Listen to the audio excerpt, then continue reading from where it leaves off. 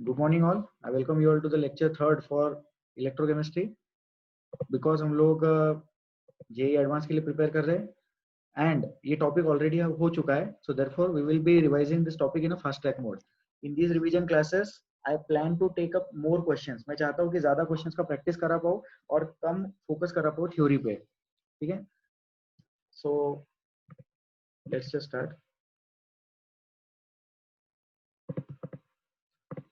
Last time पे हम लोगों ने ये चीज डिस्कस की थी, इसको एकदम शॉर्ट में हम रिवाइज कर लेते हैं. ये एक इलेक्ट्रोकेमिकल सेल होता है. कोई भी फॉर्मेट, कोई भी सेल के लिए एक फॉर्मेट डिफाइंड होता है.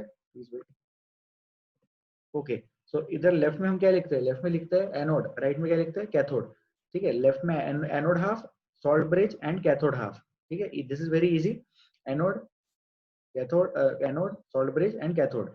सी फॉर कैथोड होता है सिर्फ कब? डैनियल सेल के टाइम. बहुत सारी चीजों में होता है लेकिन हमने डैनियल सेल में इमेजिन किया है. इस वाले केस में कॉपर वाली चीज जो है वो क्या है? एनोड है. ठीक है, एंड एजी सिल्वर वाली चीज क्या है? कैथोड है. तो कैथोड माइनस एनोड होता है E R C minus E R A. ध्यान से देखो, ये भी रिडक्शन टर्मिनल दिख रहा है और ये भी रिडक्शन टर्मिनल दिख रहा है. होता ऑक्सीडेशन है एनोड पे. कैथोड माइनस एनोड है ना, तो एनोड पे होता क्या है? ऑक्सीडेशन है. देखो सेल में भी दिख रहा है ऑक्सीडेशन हो रहा है. Increase in oxidation number, decrease in oxidation number. तो यहाँ पे ऑक्सीडेशन नंबर इंक्रीज हो रहा है, यहाँ ऑक्सीडेशन नंबर डिक्रीज हो रहा है. Right, because this is anode, this is cathode. लेकिन लिखते वक्त हम आरसी माइनस आर ए लिखते हैं. ये चीज पहले भी डिस्कस हुआ है, एक बार और डिस्कस कर लेते हैं. E R C minus E R A, ये चीज हम लोगों को याद रखना है. इससे हमें क्या मिलता है? E R C minus E R A से हमें मिलता है ई सेल मिलता है. तो इसको लिख लेते हैं अपन यहाँ पे. ई सेल मिलता है या ई नॉट मिलता है. इस यहाँ पे नॉट नहीं लिख सकते, तो E cell is equal to E R C minus E R A. इसमें कोई डाउट नहीं होगा. फिर ध्यान से देखो कि यहाँ पे रिडक्शन लिखा है एंड लिखा यहाँ पर भी रिडक्शन है. तो यहाँ ये मतलब एनोड है, sorry cathode, anode and cathode. Right, cathode पे होता रिडक्शन है, फॉर्मूला में लिखते रिडक्शन है. कैथोड पे होता रिडक्शन है, फॉर्मूला में लिखते रिडक्शन है. एनोड पे होता ऑक्सीडेशन है लेकिन फॉर्मूला में फिर भी रिडक्शन ही लिखा जाता है. एनोड पे होता ऑक्सीडेशन है लेकिन फॉर्मूला में फिर भी रिडक्शन ही लिखा जाता है क्योंकि हमने माइनस साइन लिया है. पूरी दुनिया रिडक्शन के टर्म्स में बात करती है. ठीक है ये चीज, गुड. तो अब this is a part of the electrochemical series. वो जो इलेक्ट्रोकेमिकल सीरीज है रिड्यूसिंग एजेंट, ऑक्सीडाइजिंग एजेंट, उसका एक पार्ट है. ऊपर क्या है? ऊपर एजी है, नीचे क्या है? नीचे सीयू है. ठीक है, तो एजी और सीयू की बात कर रहे हैं. तो सेल रिएक्शन हो जाएगा ये वाला. कॉपर का हो रहा है ऑक्सीडेशन, एजी का हो रहा है रिडक्शन. और हाफ सेल रिएक्शंस क्या हो जाएगी? कैथोड रिडक्शन, एजी का रिडक्शन हुआ, कैथोड वाली चीज रिडक्शन हो रहा है, एनोड वाली चीज ऑक्सीडेशन हो रहा है. ठीक है, तो इसमें जो एजी वाला पार्ट है उस रिएक्शन को दो बार लेना पड़ेगा तभी एनोड का एक बार पार्ट होगा. ठीक है, अब जब रिएक्शन रन करते हैं, सेल बनाते हैं, तो लाइक सेल बनाते वक्त क्या होता है कि सेल बनाते वक्त तो ऐसा नहीं होता है ना कि एक एटम लेके आ गए, एक कटायन लेके आ गए. राइट, बहुत सारे कटायंस और एनायंस होते हैं. बट इलेक्ट्रॉन्स का जो नंबर है इस रिएक्शंस को, ये दोनों रिएक्शंस को देख के हमें समझ में आता है कि जो इलेक्ट्रॉन्स का नंबर है, the number of electrons must be equal. Right, तभी तो जाके कट होंगे. तो वहां पे एलसीएम वाली कंडीशन लेनी होती है. तो एजी के दो कटायन लेंगे तभी जाके कॉपर के एक एटम के रिस्पेक्ट में बात कर सकते हैं. या कॉपर का एक कटायन लेंगे तो एजी के दो कटायंस उसको करस्पॉन्ड करते हैं. ये चीज ध्यान रखना, मैंने वर्ड यूज किया है करस्पॉन्ड. ठीक है, तो जब जब कॉपर के एक कटायन बनेगा तब तब एजी के दो कटायंस को रिडक्शन मिलेगा. राइट, कॉपर का एक कटायन जब भी बनेगा तो वो दो इलेक्ट्रॉन रिलीज करेगा, तो वो दो इलेक्ट्रॉन्स एजी को हेल्प करेंगे, एजी को हेल्प करेंगे और दो एजी को हेल्प कर पाएंगे. राइट, इस चीज को आप ऐसे सोचो कि एक बहुत बड़ी कंपनी है, एक बहुत बड़ी कंपनी में कोई पर्सन है, उसका 50 लाख रुपीस पैकेज है. ठीक है, अब क्या होता है कि कट शॉर्ट करना होता है, एम्प्लॉयज को कट शॉर्ट करना होता है, डिप्रेशन आ गया. राइट, जैसे अभी रिसेशन चलने वाला है, ऐसा बोलते हैं कि कोरोना कोविड की वजह से रिसेशन आएगा. तो अगर कोई एम्प्लॉय है और उसकी सैलरी 50 लाख है, तो उस एम्प्लॉय को कंपनी से निकाल के दो नए एम्प्लॉयज लेंगे और उनकी सैलरी 25 लाख होगी. राइट, तो वहां पे कंडीशन क्या हुई? एक पर्सन की जगह दो लोगों का काम करने को मिल रहा है. तो यहाँ कॉपर का एक कटायन एजी के दो कटायंस की रिक्वायरमेंट फुलफिल कर रहा है. कैसे? कॉपर ने दो इलेक्ट्रॉन डोनेट किया तो एजी ने एक एक इलेक्ट्रॉन एक्सेप्ट किया. इजी है ये चीज. कॉपर पे होता है, एनोड पे होता है ऑक्सीडेशन एंड कॉपर कैथोड पे होता है रिडक्शन। दुनिया में हर बार कॉपर कैथोड होगा क्या? नहीं। दुनिया में हर बार एजी एनोड होगा क्या? नहीं। सारी चीजें डिपेंड करती है सामने वाली चीज कौन है। ठीक है, हमारे लाइफ में भी ये चीज होता है। अगर सामने वाला पर्सन कोऑपरेटिव है तो हम उसके साथ बहुत ज्यादा कोऑपरेट करते हैं। अगर सामने वाला पर्सन कोऑपरेटिव नहीं है, हेक्कड़ है, तो हम भी उसके साथ हेक्कड़ के जैसी बिहेव करते हैं। मैं जो बोल रहा हूँ सही बात बोल रहा हूँ। ठीक है, तो depending on the other person कौन सी चीज क्या बनेगी ये डिफाइन किया जाता है। तो ये हम लोगों ने लास्ट टाइम पे भी देखा था। अब मैं चाहता हूँ कि स्टूडेंट्स थोड़ा सा इंटरेक्ट करें, बिकॉज क्लास स्मॉल है, because the number of students is very less. तो क्लास और ज्यादा इंटरेक्टिव हम डेवलप कर सकते हैं। It is my sincere request कि क्लास अगर अटेंड करनी है तो ध्यान लगा के अटेंड करे और क्लास में कोऑपरेट करे, इंटरेक्ट करे। सिर्फ रिकॉर्डिंग ही देखनी है तो वो तो बाद में कभी भी आप लोग देख सकते हो। अगर आप क्लास में आए हो तो I expect you all to reply back and to give answers. ठीक है, तो हम स्टार्ट करते हैं। किसी को क्वेश्चन पूछना? तेजस कुलकर्णी से स्टार्ट करते हैं। तेजस प्लीज अनम्यूट। हाँ सर। तेजस, जो जो चीज ऊपर होती है वो क्या हेलो होती है? क्या? Hello Tejas, can you hear me? Hello sir. Hello Tejas, can you hear me properly? Tejas, आवाज आ रही है? Hello hello, can you hear me? Sir, आवाज आ रही है क्या? तेजस, मुझे आपकी आवाज आ रही है, आपको मेरी आवाज आ रही है क्या? Tejas, can you hear me now? अब बेटर है?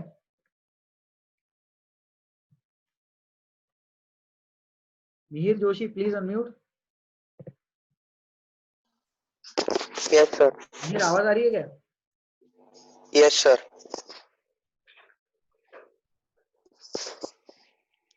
हेलो। हेलो मिहिर, आपको मेरी आवाज आ रही है? हाँ सर, आ रही है। ओके मिहिर, आप मुझे बताइए, जो चीज ऊपर होती है, ऊपर वाली चीज कैथोड बनना चाहती है या एनोड बनना चाहती है?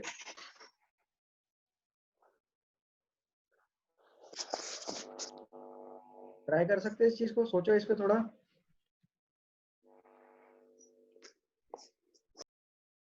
ऊपर मतलब इलेक्ट्रोकेमिकल सीरीज में कौन सी ऊपर, वाली? जैसे ये देखो, ये एजी ऊपर है और कॉपर नीचे है, राइट? हाँ हाँ हाँ। तो इसमें ऊपर कौन है? ऊपर एजी है, तो ऊपर वाली चीज क्या बन रही है? ऊपर वाली चीज कैथोड, कैथोड। ठीक है, और नीचे वाली चीज एनोड बन रही है, राइट? Yes sir. तो पूरी सीरीज में सबसे ऊपर फ्लोरीन है, ठीक है, और पूरी सीरीज में लिथियम है। लिथियम सोडियम वाली चीजें एकदम नीचे है। तो लिथियम सोडियम वाली चीजें क्या करती है? हमेशा अपना इलेक्ट्रॉन डोनेट करना चाहती है, तो हमेशा ऑक्सीडेशन करना चाहती है, राइट?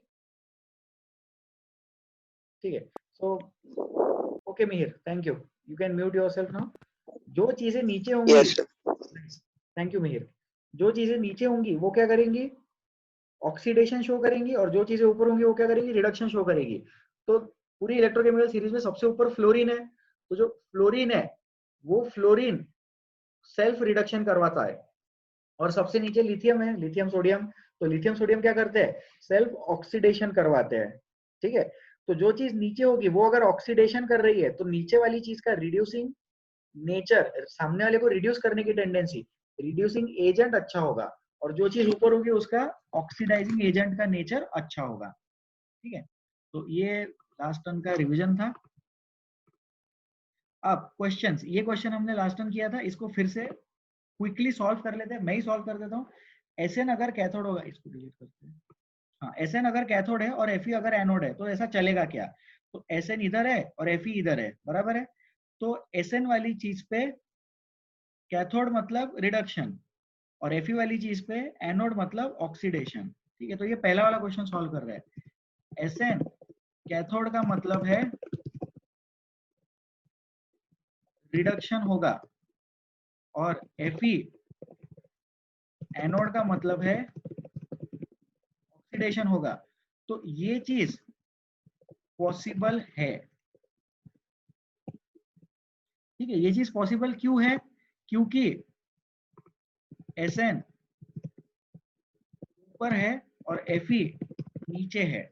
तो जो चीज ऊपर होती है उसका रिडक्शन पॉसिबल है, और जो चीज नीचे होती है उसका ऑक्सीडेशन पॉसिबल है साइमल्टेनियसली। ऊपर वाली चीज का होता है रिडक्शन, नीचे वाली चीज का होता है ऑक्सीडेशन। ठीक है, तो ये चीज पॉसिबल है। अब दूसरा वाला देखते हैं। अब सर इसका अगर अपन उल्टा कर लेंगे तो क्या होगा? उल्टा कर लेंगे तो ये चीज पॉसिबल नहीं है। क्यों पॉसिबल नहीं है? बस नहीं पॉसिबल है क्योंकि ई सेल इसका ई सेल निगेटिव आ जाएगा। ये चीज पॉसिबल नहीं है। कौन सी चीज पॉसिबल नहीं है? ये वाली चीज। क्यों नहीं है पॉसिबल? उसका ई सेल निगेटिव आ जाएगा। ये वाली चीज का ई सेल कितना आ जाएगा? ये वाली चीज का ई सेल पॉजिटिव आ जाएगा। ई सेल बोलो या ई नॉट बोलो, अपने लिए अभी की बात सेम ही है। तो इसका ई जो है वो ग्रेटर देन 0 है, इसलिए ये वाली चीज पॉसिबल है। ठीक है, अब मैं चाहता हूं कि आप लोग ये वाला क्वेश्चन सॉल्व कर लो, इसका ई कितना आएगा ये पता कर लो। लास्ट टाइम भी किया था, थोड़ा प्रैक्टिस कर लेते हैं अपन। There is no harm in practising. Answer आ जाए तो रेज योर हैंड्स, फिर मैं बोलने का परमिशन दूंगा। ई सेल कैलकुलेट कर सकते हैं क्या? सिंपल है, आरसी माइनस आर ए करना है।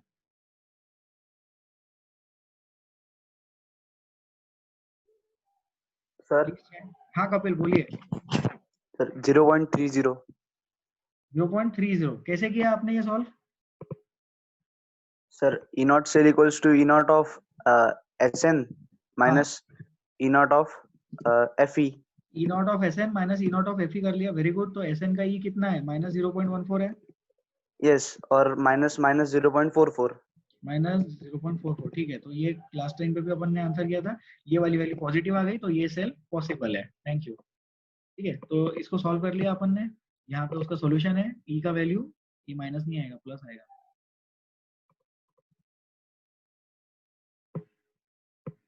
ठीक है, दिस इज द आंसर। अब इसी इसमें रैंडमली एक क्वेश्चन डेवलप करते हैं। ठीक है, आप ट्राई करो, सब लोग ट्राई करेंगे। Copper as anode, sorry copper नहीं, chromium as anode, chromium as anode and PB as cathode, PB as cathode, PB as cathode and copper and chromium as anode. इसको डिलीट कर देते हैं अभी। क्वेश्चन दिया है CR as cathode and PB as anode, CR as cathode and PB as anode, इसको try करें। तो पहले तो आप ये बताएंगे कि ये पॉसिबल है क्या, फिर अगर पॉसिबल है तो इसका ई नॉट कितना आएगा। मिहिर जोशी।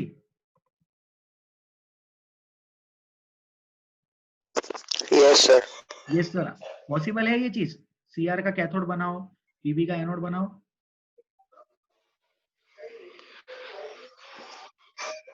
नहीं सर। नहीं possible, very good, correct answer. ये पॉसिबल नहीं है, तो फिर क्या पॉसिबल है? इसका उल्टा पॉसिबल हो जाएगा। Yes sir. ठीक है, तो जो उल्टा है CRS anode and PBS cathode, इसका आप सेल पोटेंशियल ई नॉट बताएंगे कितना आता है।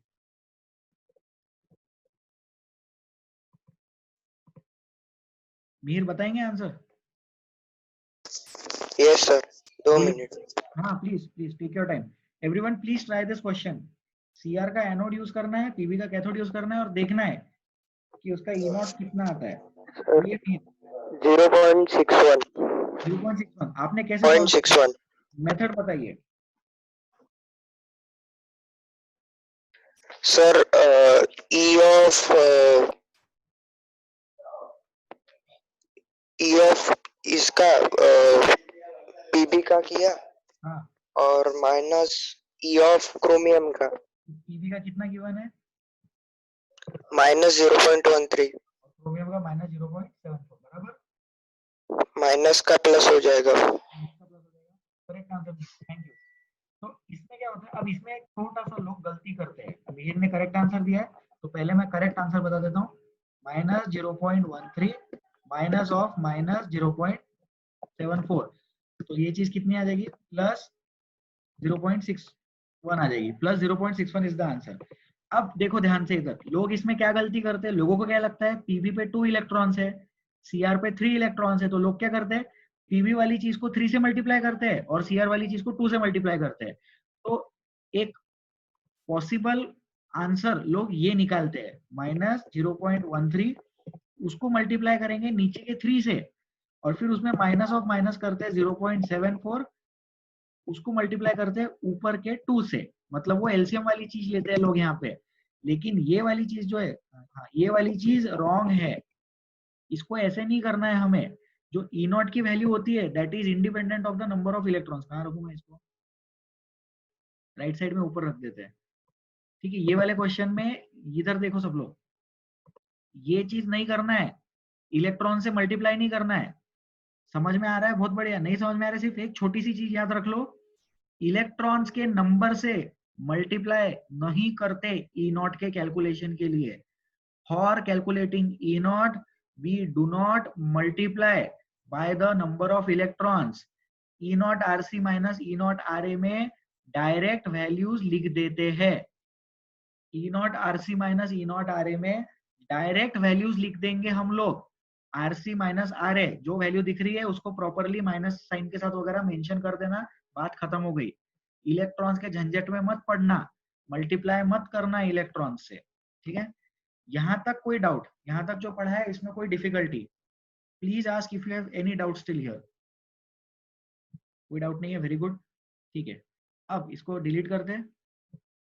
अब मेरा एक सवाल आप लोगों से, ये हाइड्रोजन देखो, हाइड्रोजन, हाइड्रोजन का 0 है पोटेंशियल जो है, तो हाइड्रोजन का SRP 0 है, बराबर। तो यहाँ अपन लिख भी सकते हैं SRP ऑफ हाइड्रोजन इज 0।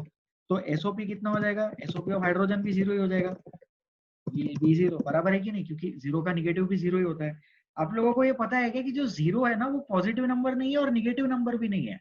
मतलब अपन कैसा बोलते हैं, 4 का एडिटिव इनवर्स -4, -3 का एडिटिव इनवर्स +3। लेकिन 0 जो है वो 0 एक न्यूट्रल नंबर है।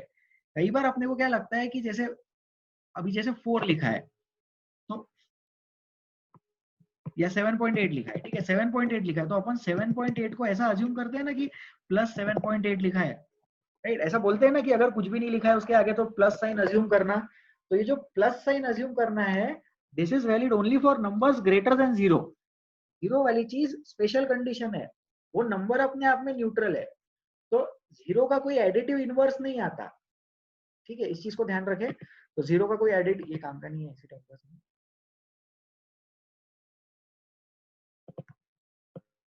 0 का कोई एडिटिव इनवर्स नहीं आता है, 0 के लिए 0 ही होता है।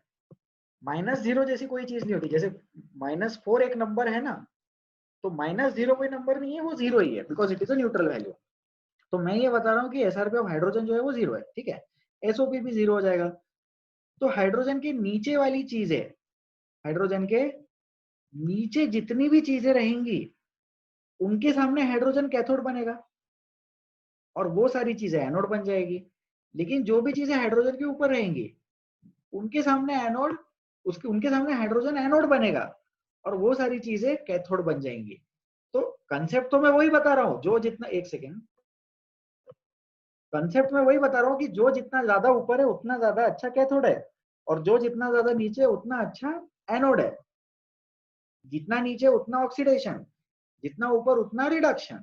बट हाइड्रोजन के केस में मैं ऐसा स्पेशली क्यों डिफाइन करके दे रहा हूँ?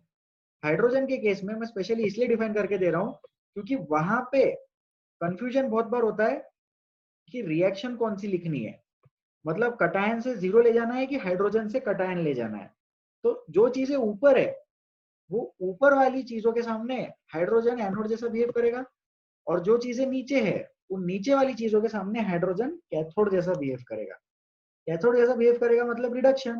तो रिडक्शन मतलब ये ऐसी रिएक्शन, पॉजिटिव से 0 वाली। और जो चीजें ऊपर है उनके सामने उल्टी रिएक्शन रन कराएंगे, वो तो सभी चीजों के लिए रन कराते हैं, राइट। तो ये हो गया अपना, इसको डिलीट कर देते हैं।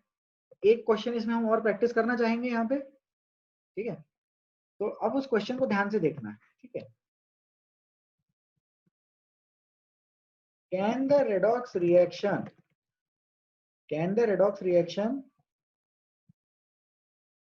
Zn2 plus reacts with Cr3 plus be spontaneous?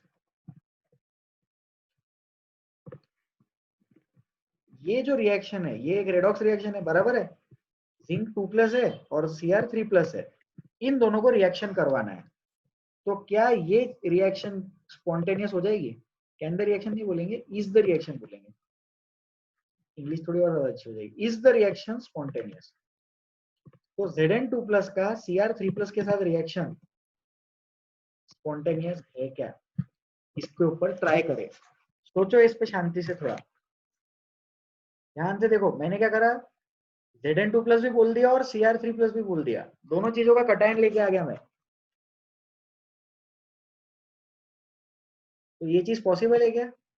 Please think and answer.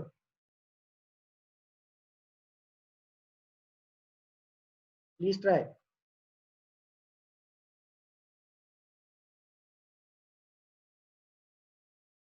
आ रहा है किसी को आंसर?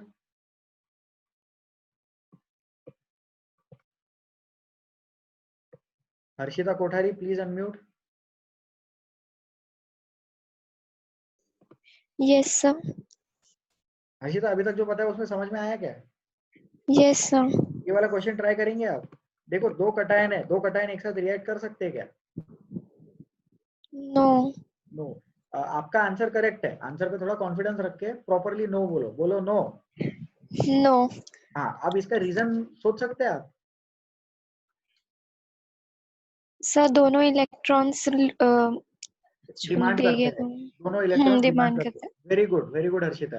देखो ये जो क्वेश्चन दिया मैंने, ये वाला क्वेश्चन इलेक्ट्रोकेमिस्ट्री का था ही नहीं, ये तो कॉमन सेंस वाला क्वेश्चन है।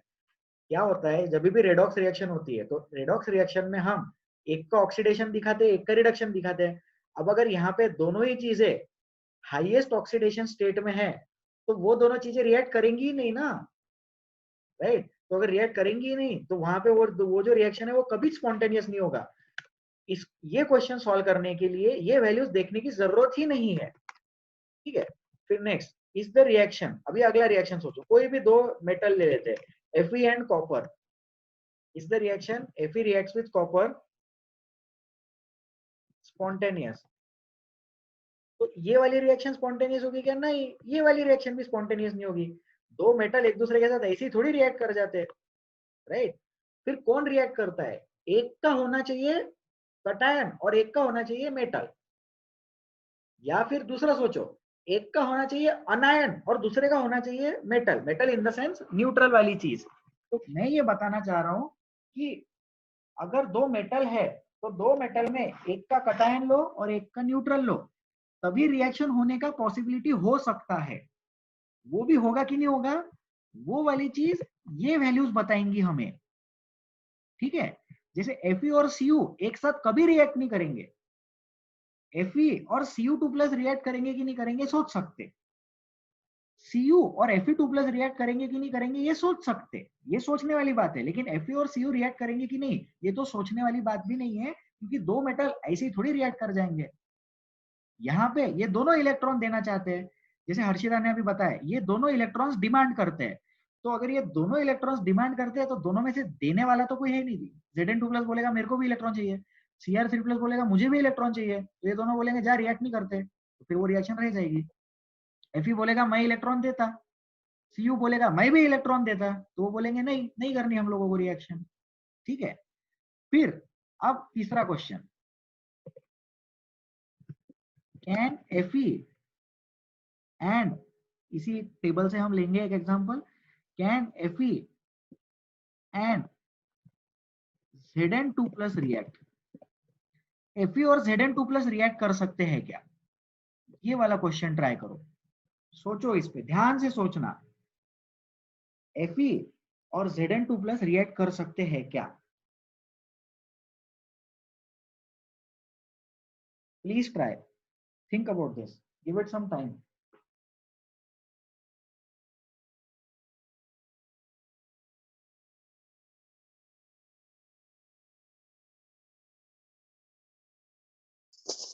No sir. मिहिर आपने आंसर दिया नो सर। बताइए सर क्यों आपको लगता है ये रिएक्ट नहीं कर सकते? सर दोनों ये मतलब एनोड से दोनों भी मतलब एनोड दोनों को इलेक्ट्रॉन डोनेट करना है, इसमें भी ये कंडीशन। जिंक को इलेक्ट्रॉन थोड़ी डोनेट करना है, Zn2+ तो इलेक्ट्रॉन ले सकता है ना। देखो जिंक जो है वो कटायन है, तो वो इलेक्ट्रॉन ले सकता है। Fe जो है वो न्यूट्रल है, तो वो इलेक्ट्रॉन दे सकता है। तो इस केस में रिएक्शन क्या बनेगी, इस केस में देखो रिएक्शन कैसी बनेगी, यहाँ पे Fe से बनेगा Fe 2 प्लस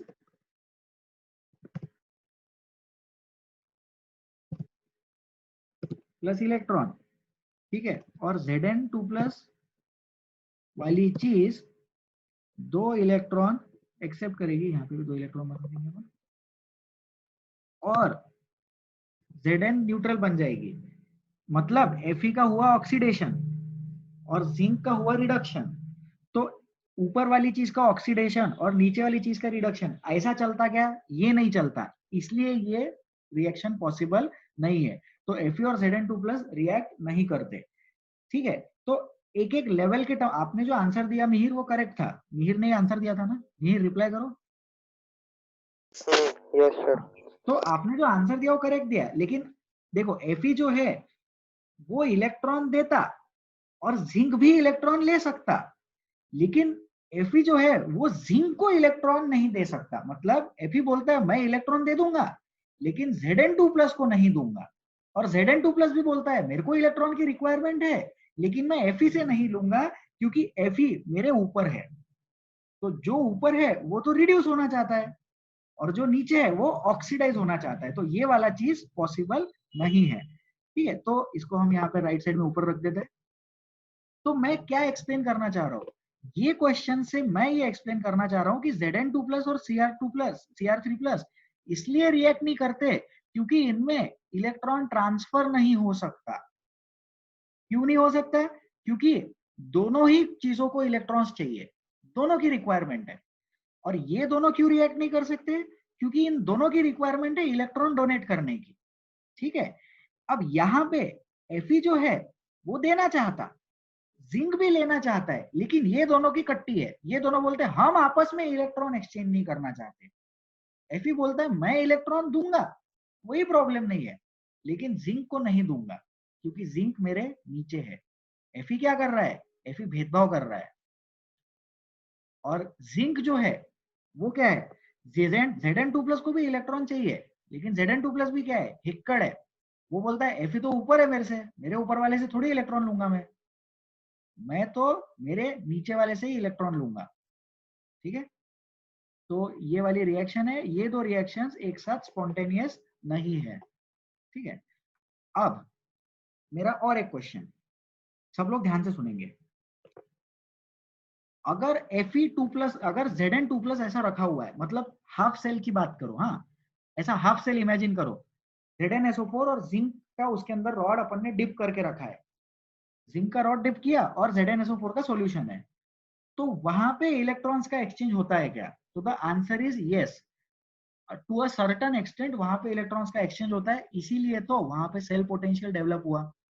तो होता क्या है, टू प्लस को इलेक्ट्रॉन्स मिल रहे हैं ऐसी हवा से या बाजार से इलेक्ट्रॉन मिल रहे हैं तो वो ले लेता, और Fe2 प्लस भी बाजार में इलेक्ट्रॉन्स दे देता, लेकिन वो दोनों साथ में रिएक्ट नहीं कर सकते, ये चीज आप लोग समझे। तो ले दे के बात वही आ रही है कि जो चीज ऊपर होगी वो कैथोड बनेगी, है ना, कैथोड बनेगी ना, रिडक्शन कराएगी, और जो चीज नीचे होगी उसका ऑक्सीडेशन होगा, वो इलेक्ट्रॉन देना चाहेगा नीचे वाला, बराबर। तो जो चीज ऊपर है वो कैथोड और जो चीज नीचे है वो एनोड, ये चीज तो बराबर है ही, लेकिन इसके साथ में एक ये वाला कंसेप्ट भी हम लोग समझे कि दो चीजें रिएक्ट न होने का रीजन कुछ अलग भी हो सकता है। दोनों मेटल मेटल इलेक्ट्रॉन डोनेट करना चाहते, लेने वाला कोई नहीं। दोनों मेटल मेटल के कटायन इलेक्ट्रॉन लेना चाहते, देने वाला कोई नहीं। यहाँ इलेक्ट्रॉन देने वाला भी है मेटल और इलेक्ट्रॉन लेने वाला भी है कटायन, लेकिन ये दोनों एक दूसरे से एक्सचेंज नहीं करना चाहते हैं, इसलिए वहां पे रिएक्शन नहीं हो रहा है। तो आई सिंसियरली होप ये वाला पॉइंट सबको समझ में आया होगा, ठीक है। तो इसका हम लोग एक और एग्जांपल ले ले, एक और इसका एग्जांपल हम ट्राई करेंगे, सब लोग सोचेंगे इस पे। Can Sn2 plus and Cr react, तो सोचो Cr का मैंने न्यूट्रल दिया और Sn का कटायन दिया, Sn का कटायन दिया और Cr का न्यूट्रल दिया। अब ट्राई करो, हाथ उठाओ और फिर बताओ आंसर।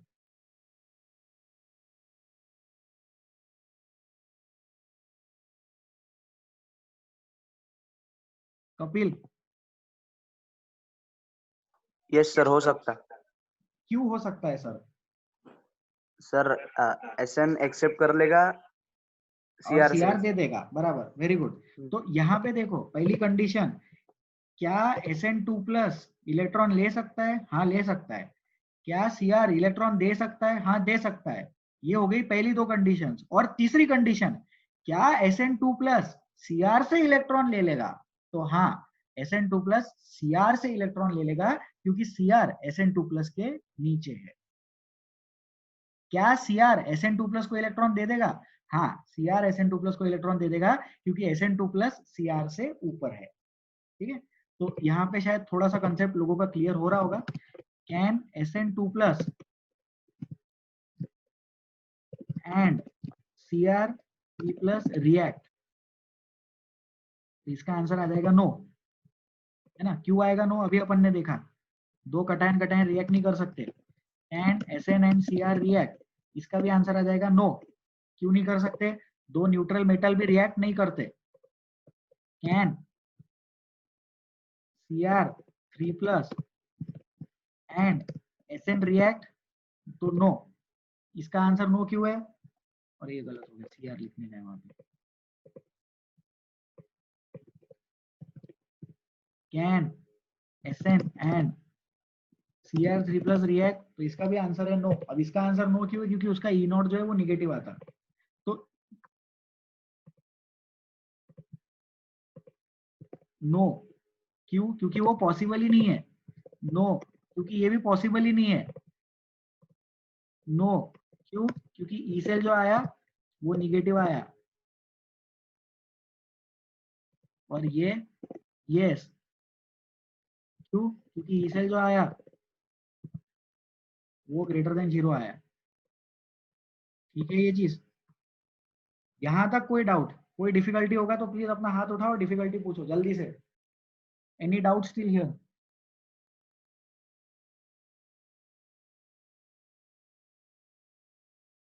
चलो आगे, ये लिख लो, इसको कहीं लिख लो यार, अच्छी चीज है, मेहनत से बनाई है मैंने बोर्ड पे। कंसेप्ट नहीं बनाया मैंने, कंसेप्ट तो ऑलरेडी अवेलेबल होता है, एक्सप्लेन कर दिया। इसको लिख लो, शॉर्ट में लिख लो, काम आएगा फ्यूचर में।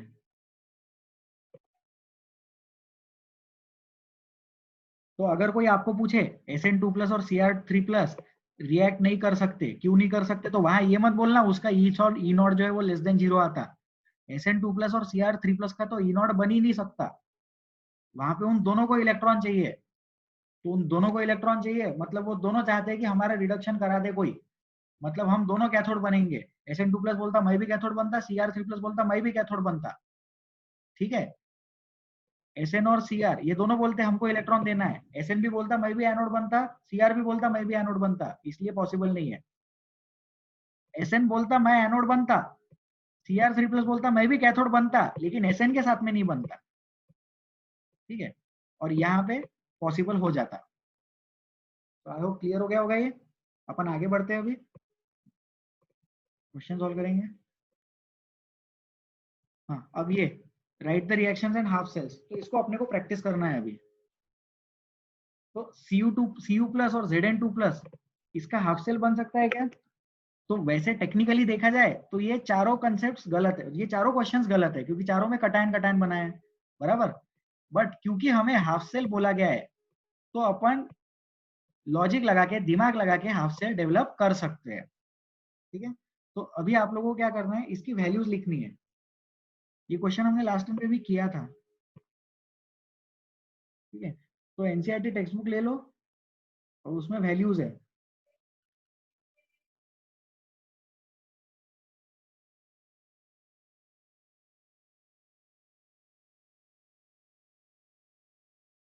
ट्राई करेंगे इसको, हाफ सेल्स रिएक्शन लिखनी है और साथ में रिएक्शन भी लिखनी है। प्लीज ट्राई जल्दी से।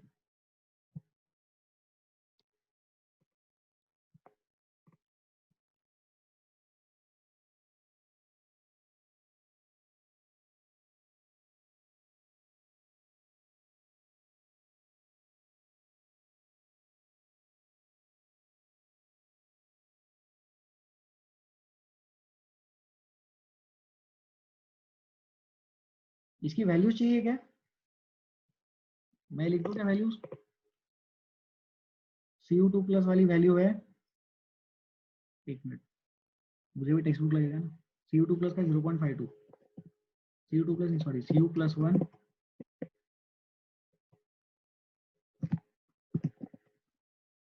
0.52। अब ये जो वैल्यूज लिख रहे हैं ये एसआरपी वैल्यूज है ऑब्वियसली, क्योंकि अगर कुछ मेंशन नहीं किया है तो हमेशा एसआरपी वैल्यूज लेते हैं, बराबर। Zn2 प्लस का एसआरपी वैल्यू कितना है? इधर है Zn सीरीज में -0.76,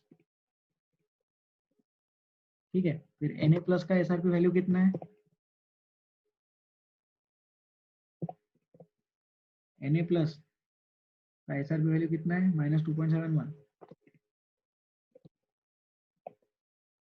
Fe3 प्लस एसआरपी वैल्यू कितना है?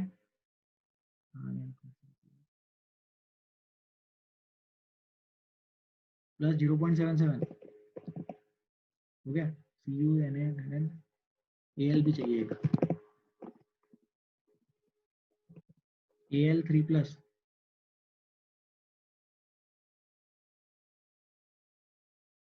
-1.66, ठीक है। इसको ट्राई करो प्लीज, थोड़ा जल्दी जल्दी ट्राई करो। आंसर आ जाए तो हाथ उठा सकते हैं एज यूजुअल।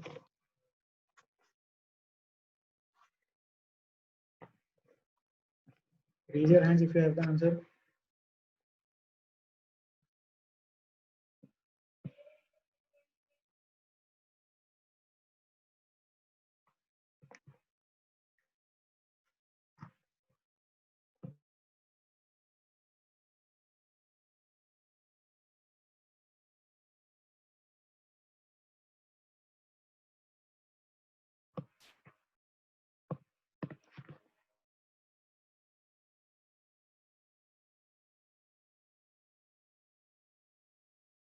यार आई होप आप लोग सॉल्व कर रहे हो।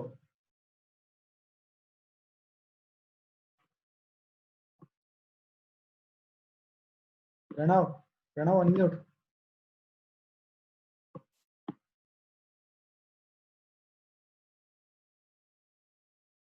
प्रणव रिप्लाई देंगे? यार ये ऑनलाइन क्लासेस में यही प्रॉब्लम है यार, जनता रिप्लाई नहीं करती है।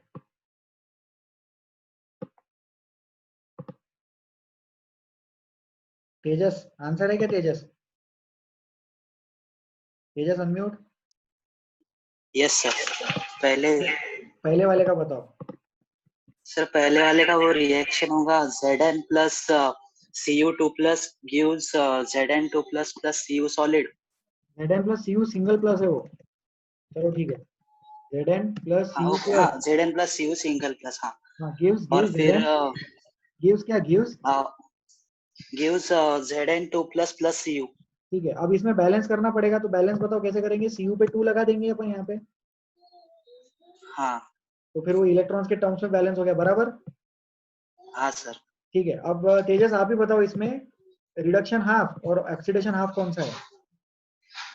सर रिडक्शन हाफ जिंक का है।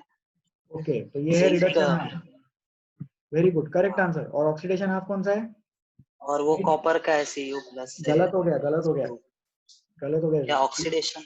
जिंक वाला सॉरी सॉरी, हाँ ऑक्सीडेशन है।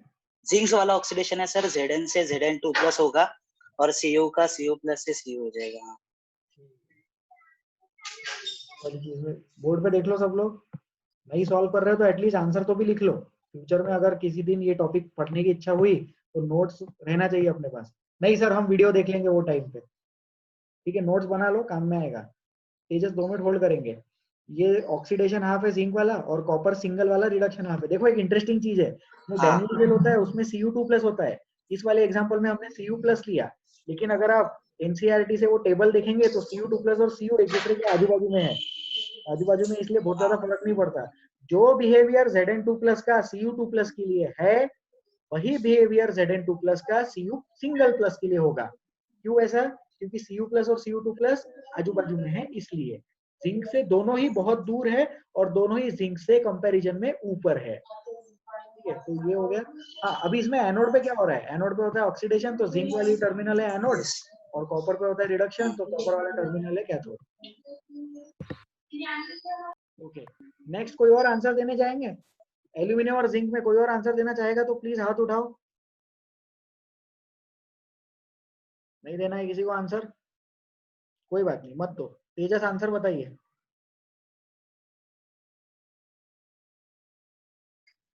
सर वो सॉल्व होना बाकी है। अच्छा करो, सॉल्व करो, सॉल्व करो। एवरीवन प्लीज ट्राई एल्यूमिनियम 3+ और Zn2+। इसमें देखो क्या वैल्यूज आ सकती है।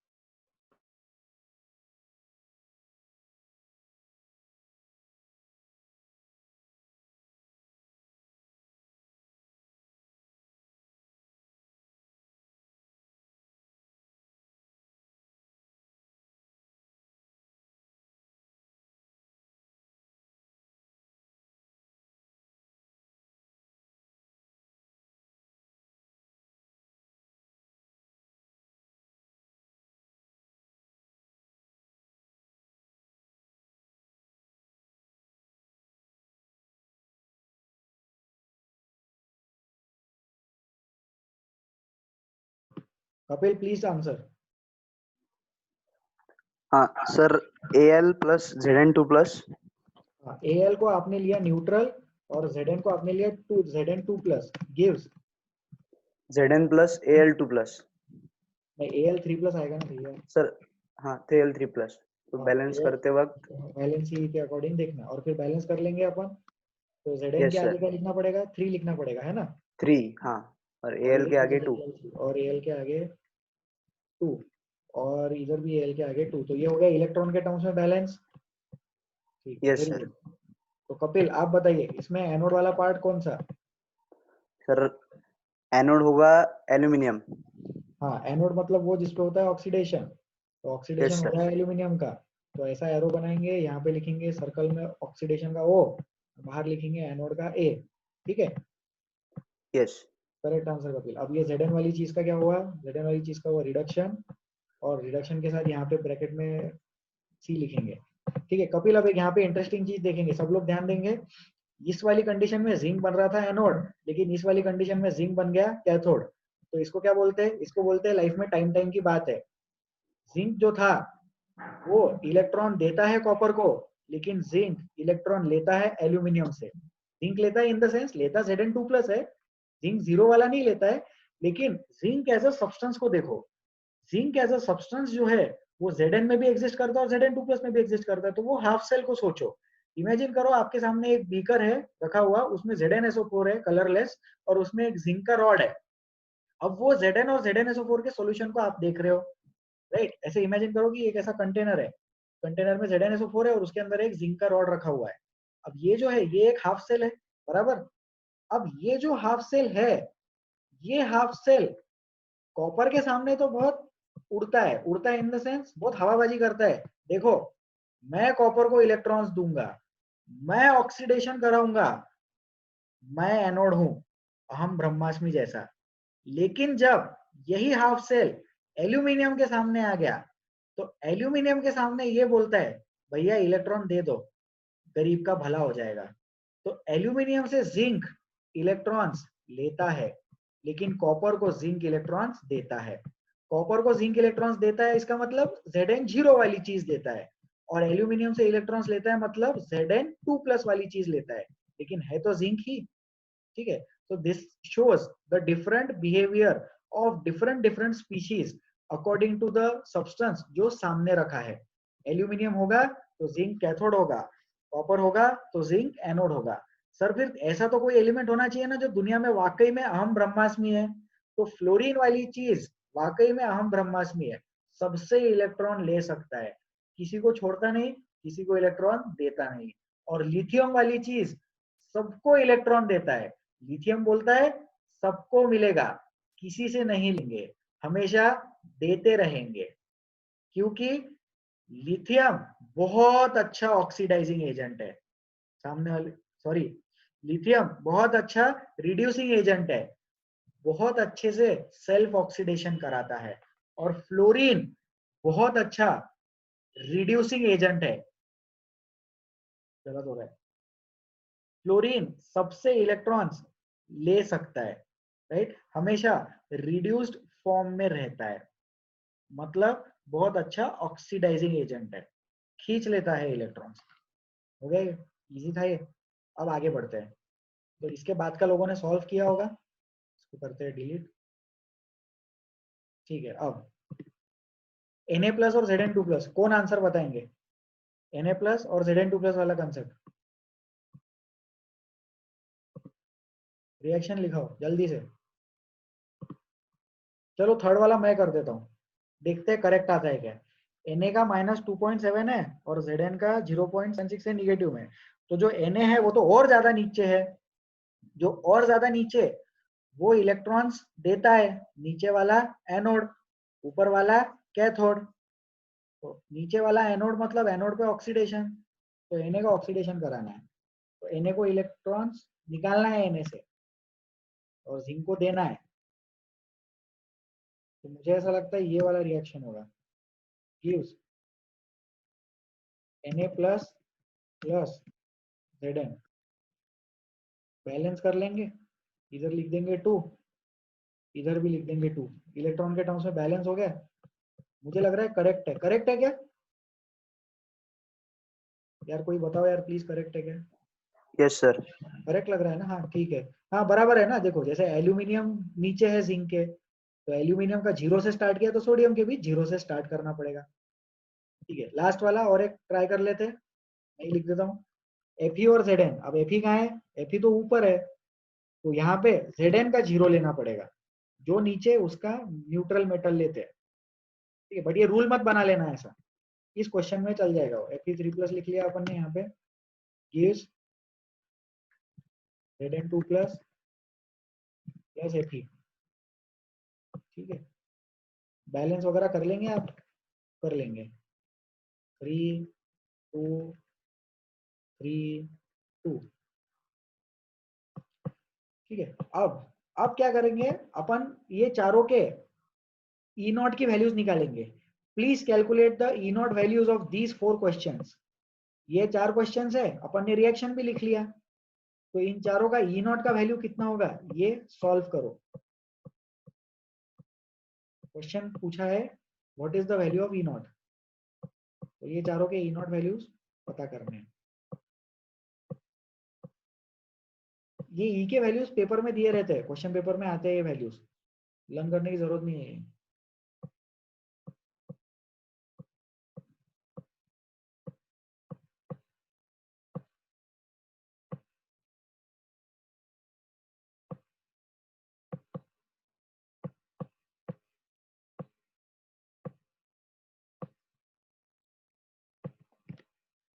आंसर आ जाए, हाथ उठा सकते हो।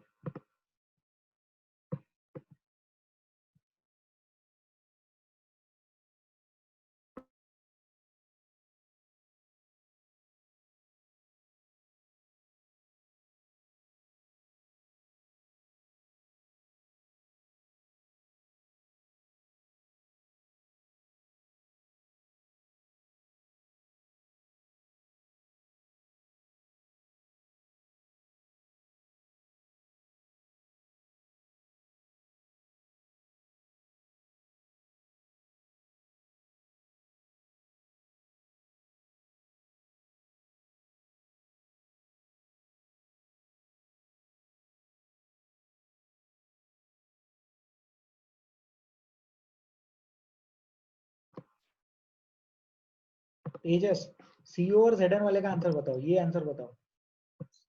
सर Cu और Zn वाले का है 1.78 1.7 ई सेल, ई सेल, हाँ E0 सेल 78। ठीक है, तो ये जो आपने आंसर बताया ये, ठीक है, ये Cu+1 वाले का है, राइट तेजस? मतलब Zn2+ और Cu1+ वाली चीज का आंसर है, राइट? हेलो तेजस, यस सर, ठीक है। आपके पास अगर यस एनसीईआरटी सर। होगा तो आप उसमें देख के बताएंगे, Cu+ और Cu2+ वाले में कंपेयर करके बताएंगे आप मुझे? सर अभी एनसीईआरटी हैंडी नहीं है मतलब। ठीक है, मैं बता देता हूँ। इसका वैल्यू होता है 1.1। ठीक है, तो मैं क्या बता रहा हूँ, मैं ये बता रहा हूँ कि Cu+1 सोचो, Zn2+ सोचो, उसका वैल्यू 1.78 आया। और जो Cu2+ होता है ना, जो डैनियल सेल है Cu2+ और Zn2+, उसकी ई सेल की वैल्यू आती है 1.1। ठीक है, तो 1.1 और 1.78 ये दो वैल्यूज आ गई अपने पास में। अब सोचो कि इन दोनों में से वैल्यूज में से बड़ा कौन सा वैल्यू है? 1.78 बड़ा है, राइट? तो यस 1.78 बड़ा क्यों है? क्योंकि 1.78 वाला Cu+1 Zn2+ से ज्यादा दूर है। ठीक है यार, ये प्लीज एनसीईआरटी का वो टेबल साथ में रखा करो, मैं पढ़ के बता देता हूँ आपको वैल्यूज। Cu+1 वाली जो वैल्यू है वो 0.52 है और Cu2+ वाली वैल्यू है 0.34, है ना? तो वहां पे देखो कितना डिफरेंस आ गया, 34 और 52, 0.2 का डिफरेंस आ गया नियर अबाउट। तो उतना डिफरेंस इस वाले आंसर में भी आएगा 1.1 के कंपैरिजन में।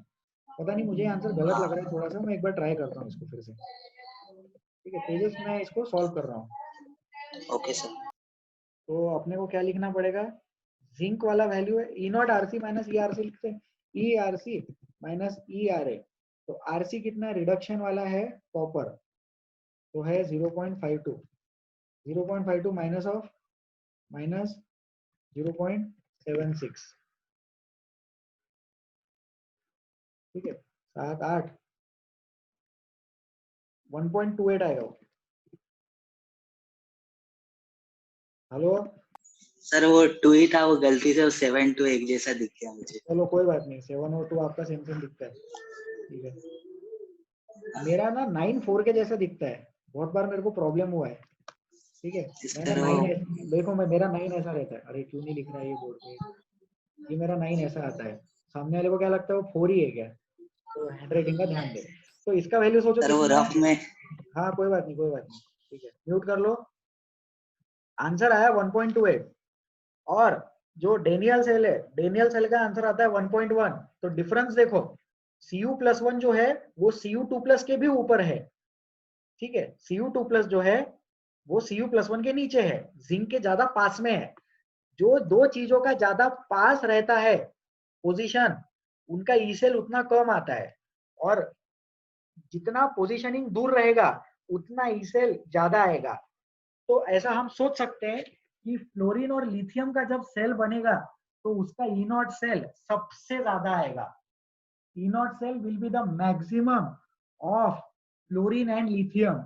लिथियम वाली चीज का कराओ ऑक्सीडेशन और फ्लोरीन वाली चीज का कराओ रिडक्शन, और अगर ऐसा सेल बना लोगे तो उसका E0 सेल सबसे ज्यादा आएगा हमारे केस में। हमारे केस में इन द सेंस जो एनसीईआरटी में टेबल है उसके अकॉर्डिंग। तो ये चीज हम ध्यान रखेंगे कि E0 cell will be maximum for fluorine and lithium, क्योंकि उसका डिफरेंस सबसे ज्यादा है। फ्लोरीन सबसे ऊपर और लिथियम सबसे नीचे, राइट?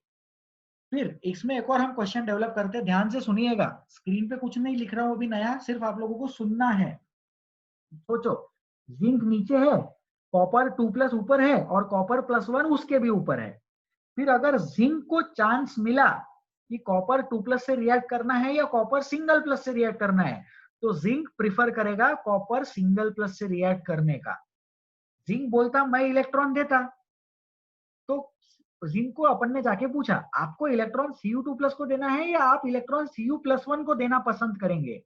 तो जिंक ने बोला मैं इलेक्ट्रॉन Cu+1 को देना पसंद करूंगा, क्योंकि उसकी रिक्वायरमेंट ज्यादा है, उसका रिडक्शन पोटेंशियल ज्यादा है, वो ज्यादा रिड्यूस होना चाहता है, उसकी रिक्वायरमेंट ज्यादा है, लाइफ में उसकी नीड ज्यादा है, तो मैं उसकी हेल्प पहले करूंगा। और इसका मतलब वो वाले सेल का पोटेंशियल जो आता है, वो वाले सेल का पोटेंशियल जिसका वैल्यू 1.28 है, वो वैल्यू 2+ वाले के वैल्यू से ज्यादा है, तो वो वाला सेल ज्यादा प्रिफर्ड रहेगा। ऐसा नहीं है कि दूसरे वाले सेल में काम नहीं होगा, दूसरे वाले हाफ सेल में भी कुछ इलेक्ट्रॉन्स जाएंगे, लेकिन ज्यादा और पहले इलेक्ट्रॉन्स Cu+1 वाले में जाएंगे। फिर और सोच सकते हैं, जिंक नीचे है, उसके ऊपर कहीं तो भी Cu2+ है, और उससे बहुत ऊपर जाके गोल्ड है Au3+, तो जिंक पहले गोल्ड को रिड्यूस करेगा, ऑक्सीडाइज करेगा। Zn क्या कर रहा है? रिड्यूस कर रहा है, बराबर। तो जिंक कॉपर के कंपैरिजन में गोल्ड को पहले रिड्यूस करेगा, क्योंकि गोल्ड जो है वो और ऊपर है, उसका रिडक्शन पोटेंशियल और ज्यादा है। गोल्ड इलेक्ट्रॉन्स कॉपर के कंपैरिजन में ज्यादा जल्दी खींचना चाहता है। गोल्ड के भी ऊपर फ्लोरीन है, सोचो मैंने बोला फ्लोरीन सबसे ऊपर, तो इधर अपन ने जिंक रखा और उधर फ्लोरीन का टर्मिनल रखा, तो वो रिएक्शन जल्दी होगी, पहले होगी एज कंपेयर टू जिंक और कॉपर की रिएक्शन के कंपैरिजन में। जो लोग क्लास में सुन रहे उन लोगों को ये चीज थोड़ा थोड़ा क्लिक हो रहा होगा कि जो जितना ज्यादा ऊपर उतना उसका रिडक्शन पोटेंशियल ज्यादा, जो जितना ज्यादा नीचे उतना उसका ऑक्सीडाइजिंग पोटेंशियल ज्यादा। ठीक है, तो ये क्लियर हो गया अपना पहला वाला क्वेश्चन अपन ने सॉल्व कर लिया। मैं चाहता हूँ कि आप लोग दूसरा वाला क्वेश्चन सॉल्व करें। एल वाला सॉल्व करके देखो, कहाँ है एल वाला, ये रिएक्शन, ये यहाँ पर है एल वाली रिएक्शन, इसको अपन अभी ट्राई करेंगे। आंसर आ जाए तो हाथ उठा सकते हैं। एक सेकेंड, ये जो गलत आंसर है इसको डिलीट कर देते हैं अपन। Yes, Kapil Kulkarni, Kapil answer sir 0.9 0.9 कैसे सॉल्व किया आपने? सर -0.76 जिंक का। ई सेल का वैल्यू, हाँ, E R C minus E R A, R C कितना? यस -0.76 माइनस 0.76, आगे -1.66 माइनस 1.66, कितना वैल्यू आए? 0.90 0.90, बराबर 0.90 करेक्ट आंसर। तो ये सर वो भी पॉजिटिव वैल्यू, -1.66 है। हाँ माइनस ऑफ -1.66 है। नहीं, इसमें अपन ऐसा छोटा सा माइनस लगा देंगे, एकदम हल्का सा, ये किसी को पता नहीं चलेगा। बहुत बढ़िया, तो प्लस 0.90 इज द आंसर। हो गया, ये क्लियर है ये? ठीक है, तो जिंक जो है वो क्या बिहेव कर रहा है, कैथोड जैसा बिहेव कर रहा है, और एल्यूमिनियम क्या है, एनोड जैसा बिहेव कर रहा है। Please hold for 1 second. अब बेटर हो गया, प्लस ले लेना उसके साथ। नेक्स्ट क्वेश्चन, एल वाला ट्राई करेंगे, ए सॉरी एन और जेड वाला ट्राई कर सकते हैं। एन और जेड प्लीज ट्राई करो। तेजस आंसर दे दो, चलो तेजस। सर इसका है 1.95। 1.95 कैसे आए?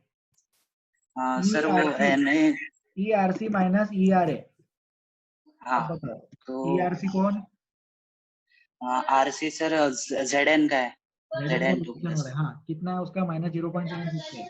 -0.76 माइनस ऑफ -2.71। 2.7, ये ऐड करना, हाँ, तो 2.71 माइनस 0.76 1.95 आएगा, बराबर 1.95 positive is the correct answer. ठीक है, हो गया ये। अब अपन जल्दी से लास्ट वाला भी ट्राई कर लेंगे और फिर लाइफ में आगे बढ़ेंगे। Na वाला बता, Fe और Zn वाला बताओ, कौन बताएंगे? बाकी लोग भी ट्राई कर सकते हैं, 2 ही लोग आंसर दे रहे क्लास में बहुत देर से। चलो कपिल से ही पूछते हैं, बताइए कपिल।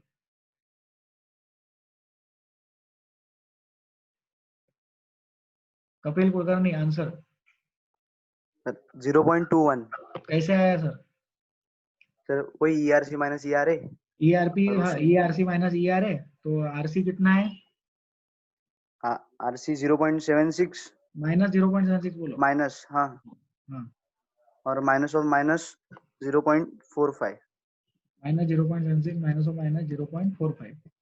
ठीक है, तो नहीं सर, उल्टा उल्टा क्या मतलब होगा नहीं, हाँ -0.45 माइनस ऑफ -0.76। ठीक है, तो कितना आया फिर? 45, 31 नहीं, हाँ 31 आया क्या? 76 माइनस 45,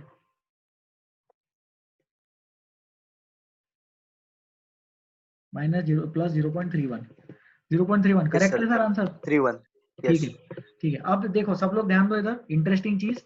अब आप लोगों को दिख रहा होगा यार, हर बार तो यार अपन हमेशा माइनस ऑफ माइनस ले रहे हैं, माइनस ऑफ माइनस ले रहे हैं, माइनस ऑफ माइनस ले रहे हैं।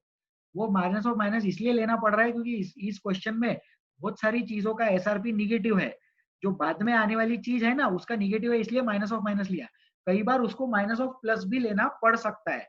हाइड्रोजन के ऊपर जितनी भी चीज है उन सब में तो प्लस वाली वैल्यूज है, एसआरपी की वैल्यूज हाइड्रोजन के ऊपर पॉजिटिव वाली है। बराबर। तो उस केस में वो माइनस ऑफ माइनस नहीं लेना पड़ेगा। तो ये कोई रूल मत बनाओ कि उसको हमेशा माइनस ऑफ माइनस लेना पड़ेगा, जो है उसको माइनस कर दो। अगर किसी चीज में Fe वाली चीज एनोड पे है तो वहां पे माइनस ब्रैकेट में प्लस 0.77 आ जाएगा, वहां पे फिर से माइनस ऑफ माइनस मत लेना, ठीक है। Any doubt still here? यहां तक कोई डाउट है क्या? नहीं है, ठीक है। तो इसमें एक इंपॉर्टेंट चीज मैंने ये बताई कि वैल्यूज जो है वो एज इट इज लिख देना, खुद का दिमाग मत लगाना उसमें कि नहीं अपने को तो माइनस ऑफ माइनस था तो अपन Fe को अगर एनोड बनाएंगे तो Fe के लिए भी माइनस ऑफ माइनस 0.77 करेंगे, ऐसा नहीं। प्लस 0.77 है तो माइनस के बाद ब्रैकेट में प्लस 0.77 एज इट इज लिख देना, टेंशन का काम नहीं रखना, बिल्कुल रिस्क नहीं लेने का, ठीक है। अब और एक चीज, इसमें एक इंटरेस्टिंग कंसेप्ट, Zn और Fe वाला देखो, Zn और Fe वाले चीज में कितना आया पोटेंशियल, 0.31 आया, ठीक है। और इसमें देखो प्लस 0.90 आया, ठीक है। इसमें 1.28 आया। तो इन दोनों में देखो ध्यान से, यहाँ पे भी Zn से 2 प्लस जा रहा और यहाँ पे भी Zn से 2 प्लस जा रहा, मतलब जिंक के सामने Fe होगा तो 0.31 आएगा और जिंक के सामने Cu+1 होगा तो 1.28 आएगा। मतलब जिंक का प्रिफरेंस Cu+1 के लिए ज्यादा है एज कंपेयर टू जिंक का प्रिफरेंस Fe3+ के लिए, ठीक है। इस चीज को ध्यान रखें, जिंक का प्रिफरेंस Fe3+ के लिए ज्यादा है, सॉरी कम है एज कंपेयर टू जिंक का प्रिफरेंस Cu++ के लिए। क्यों ऐसा? क्योंकि E की वैल्यू ने हमें बताया। फिर यहाँ पे हम ये वाला E का वैल्यू और ये वाला NaZn और ZnFe को कंपेयर नहीं कर सकते। क्यों नहीं कंपेयर कर सकते? क्योंकि यहाँ पे जो जिंक है वो जिंक का तो रिडक्शन हुआ ना, यहाँ पे जिंक का ऑक्सीडेशन हुआ, तो इन दोनों को वैसे वैल्यू वैल्यू कंपेयर कर सकते हैं, लेकिन ये नहीं बोल सकते कि जिंक का टेंडेंसी Na के लिए ज्यादा है एज कंपेयर टू Fe, ऐसा नहीं बोल पाएंगे क्योंकि इधर तो कंसेप्ट ही चेंज हो गया, इधर जिंक का रिडक्शन हुआ, इधर जिंक का ऑक्सीडेशन हुआ। तो मैं ये बता रहा हूं कि इन दोनों को इसलिए कंपेयर कर सकते हैं क्योंकि जिंक का ऑक्सीडेशन हो रहा है दोनों में और वैल्यू कंपेयर कर सकते हैं। यहाँ पे जिंक का रिडक्शन हुआ और यहाँ जिंक का ऑक्सीडेशन हुआ, तो इनकी वैल्यू कंपेयर तो कर सकते लेकिन कमेंट नहीं कर सकते जिंक के ऊपर। ये नहीं बोल सकते कि जिंक का बिहेवियर Na के लिए ज्यादा है और जिंक का बिहेवियर Fe के लिए कम है, ऐसा नहीं बोल सकते क्योंकि यहाँ तो जिंक का रिडक्शन हुआ और यहाँ जिंक का ऑक्सीडेशन हुआ। गधे घोड़े कंपेयर करने वाली बात हो जाएगी। ये दोनों रिएक्शन में जिंक का बिहेवियर है कंप्लीटली डिफरेंट है, यहाँ जिंक रिड्यूस हो रहा है, यहाँ जिंक ऑक्सीडाइज हो रहा है। आई होप कि ये कंसेप्ट समझ में आया होगा लोगों को। सिर्फ ई की वैल्यू देख के धड़ कंक्लूजन मत डेवलप कर लेना कि ये केस में जिंक ज्यादा रिएक्टिव है और ये केस में जिंक कम रिएक्टिव है, ऐसा नहीं है। यहाँ जिंक रिड्यूस हो रहा, यहाँ जिंक ऑक्सीडाइज हो रहा, कंसेप्ट ही चेंज हो गया। हाँ, इन दोनों में कंपेयर कर सकते हैं, Zn copper versus Zn Fe में कंपैरिजन किया जा सकता है, तो ये चीज अपन ध्यान रखेंगे। और दूसरा इंपॉर्टेंट पॉइंट यहाँ ये बताया कि वो माइनस की वैल्यू के बाद हर बार ब्रैकेट में माइनस नहीं आता। मैं जब 12th में था मुझे ऐसा लगता था ब्रैकेट के अंदर हमेशा माइनस आना ही चाहिए, तभी तो जाके E की वैल्यू पॉजिटिव आएगी, तो मैं हमेशा उसको माइनस ऑफ माइनस कर ही देता था। Fe अगर एनोड है तो भी माइनस ऑफ माइनस कर देता था, लेकिन वो चीज गलत हो जाएगी, आप उस चीज का ध्यान रखें, ठीक है। चलो आगे। अब ये दो क्वेश्चन होमवर्क में दिए थे, सॉल्व किए हैं क्या लोगों ने? सॉल्व अगर किए तो हाथ उठाओ। पहला क्वेश्चन आंसर बताएंगे क्या कोई? क्वेश्चन फर्स्ट नहीं बताएंगे, कोई आंसर नहीं बताना चाहते, ठीक है मत बताओ। सेकंड क्वेश्चन कोई आंसर बताना चाहेंगे? ये तो कर ही लो, इसमें तो वैल्यूज भी गिवन है। Increasing order of reducing power के इंक्रीजिंग ऑर्डर में लिखना है, ये तो कर ही सकते हैं। रिड्यूसिंग पावर मतलब पावर सामने वाले के लिए रहता है, मतलब पावर मतलब एजेंट, मतलब ऑक्सीडेशन पोटेंशियल का ऑर्डर दिखना है अपने को, बराबर है। ऑक्सीडेशन पोटेंशियल का ऑर्डर पूछा है, ठीक है। और रिड्यूसिंग पोटेंशियल गिवन है,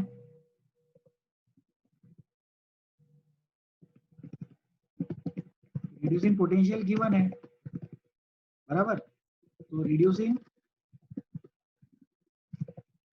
रिड्यूसिंग पोटेंशियल का ऑर्डर क्या है? सबसे ज्यादा रिडक्शन पोटेंशियल किसका है? रिडक्शन पोटेंशियल सबसे ज्यादा किसका है? रिडक्शन पोटेंशियल लिखो, ठीक है, रिड्यूसिंग पोटेंशियल मत लिखो, रिडक्शन पोटेंशियल लिखो। रिडक्शन पोटेंशियल का ऑर्डर क्या गिवन है क्वेश्चन में? सबसे ज्यादा रिडक्शन पोटेंशियल किसका है? मुझे तो एजी का दिख रहा है, एजी के बाद एचजी का दिख रहा है, एचजी के बाद सीआर दिख रहा है, सीआर के बाद एमजी दिख रहा है, और एमजी के बाद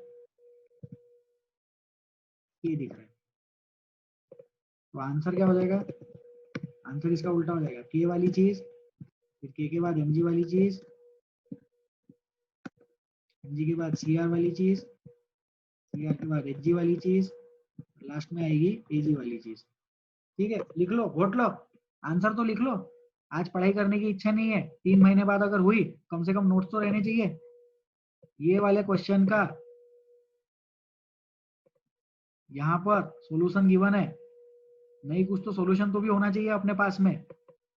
नहीं सर वो नेट पे ढूंढ लेंगे, बाद में मिल जाएगा, बाद में मिलता नहीं इतना इजीली, अभी बना बनाया मिल रहा है तो लिख लो। लिख तो सकते ही है, कॉपी तो करना है। ये फाइनल आंसर है। रीजन, ये सबसे पहला स्टेटमेंट, फिर ये दूसरा स्टेटमेंट, ये तीसरा स्टेटमेंट, और ये उसका रीजन। ठीक है,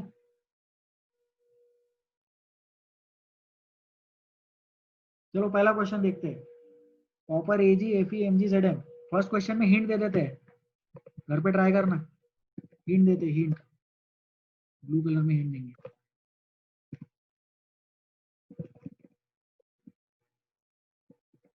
use the table from NCERT. जो जितना ऊपर उतना अच्छा उसका एसआरपी, जो जितना ऊपर होगा उतना अच्छा उसका स्टैंडर्ड रिडक्शन पोटेंशियल होगा। ये हिंट ले लो और हिंट के बेसिस पे इसको अरेंज कर देना। Displace each other from there solutions. Solve कर सकते हैं आप। चलिए आगे बढ़े क्या? यहाँ तक किसी को कोई डाउट है तो हाथ उठा के डाउट पूछो, नहीं तो अपन आगे बढ़ते हैं। फर्स्ट क्वेश्चन का हिंट दे दिया, सेकंड क्वेश्चन पूरा सॉल्व करके दे दिया।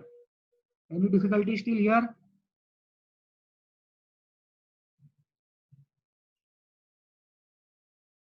नहीं है, चलो आगे बढ़ते हैं। हो गया?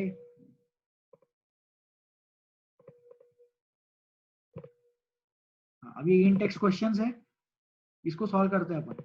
आप लोग ये मत समझो कि मैं सिर्फ एनसीईआरटी करके भाग जाऊंगा और एनसीईआरटी करा के टॉपिक खत्म हो गया ऐसा बोल दूंगा। आप लोगों के भी डिफिकल्टीज क्लियर करेंगे। आप लोग जो भी स्टडी मटेरियल से, बुक से सॉल्व करते हो, पेज का मटेरियल से सॉल्व करते हो, अगर आपको उसमें डाउट्स है तो आप वो पूछ सकते हैं, अपन वो क्लास में डिस्कस करेंगे। ठीक है, टॉपिक होने के बाद, मतलब ये वाला आर्टिकल होने के बाद आप आपके पेज वाले मॉड्यूल के, सेफेंस के मॉड्यूल के, या दूसरे कहीं के भी कोई भी किताब के अगर आप क्वेश्चंस डाउट्स लेके आएंगे तो मैं वो डाउट सॉल्व करने में आपकी हेल्प करूंगा। आप अपना डाउट मुझे व्हाट्सएप कर सकते हैं, फोटो निकाल के व्हाट्सएप पे मैसेज करें या टाइप करके मैसेज करें। आप व्हाट्सएप पे डाउट पूछेंगे तो नेक्स्ट क्लास में वो वाला डिफिकल्टी एक्सप्लेन करेंगे, व्हाट्सएप पे भी आपको रिप्लाई दे देंगे। ठीक है, मैं चाहता हूँ कि आप लोगों के ज्यादा से ज्यादा डाउट्स क्लियर हो। शुरुआत में सिर्फ एनसीईआरटी सॉल्व करवा रहा हूँ, बट इसका ये मतलब नहीं सिर्फ एनसीईआरटी करा दूंगा। इसके आगे के भी हम टॉपिक्स और आर्टिकल्स डिस्कस करेंगे अलग अलग रेफरेंस बुक्स से, कोचिंग के स्टडी मटेरियल्स हैं। How would you determine the standard electrode potential of the system Mg2 plus Mg? ये थ्योरी वाला क्वेश्चन है, एनसीईआरटी में इसका पॉइंट गिवन है, वो देख लेना। क्या होता है वहां पे कुछ तो भी एक ऐसा रॉड होता है। ठीक है, देखो ये ऐसा रॉड रहेगा, ये जिंक का रॉड है, सॉरी Mg का रॉड है, और ये Mg2 प्लस का सॉल्यूशन होगा।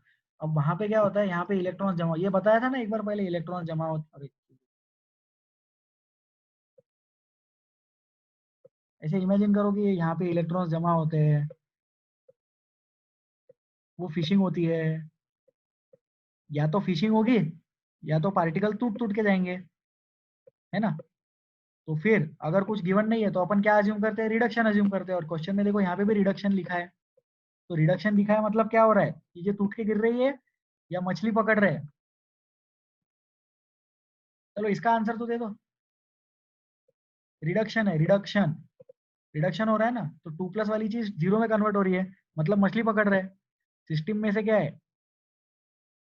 सिस्टम में से Mg2+, सॉल्यूशन में से Mg2+ कन्वर्ट होना चाहता है Mg में, तो अगर Mg2+ Mg में कन्वर्ट होना चाहता है तो वो 2 इलेक्ट्रॉन एक्सेप्ट करेगा, और 2 इलेक्ट्रॉन एक्सेप्ट करके वो चीज Mg में कन्वर्ट हो जाएगी, Mg में कन्वर्ट हो जाएगी तो वो चीज Mg वाले रॉड को चिपक जाएगी।